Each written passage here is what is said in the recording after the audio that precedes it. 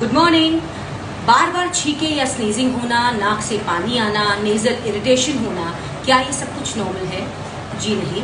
इस कंडीशन को बोलते हैं एलर्जिक राइनाइटिस और होम्योपैथी इसमें बहुत अच्छा काम करती है, क्योंकि ना सिर्फ ये आपकी नेजल म्यूकोजा या नाक की खाल में एलर्जिक चेंजेस को रोकती है, बल्कि इस बीमारी से होने वाले सेकेंडरी इफेक्ट्स जैसे ब्रोंकाइटिस, एस्थमा जैसे चीजों से भी आपको छुटकारा दिलाती है।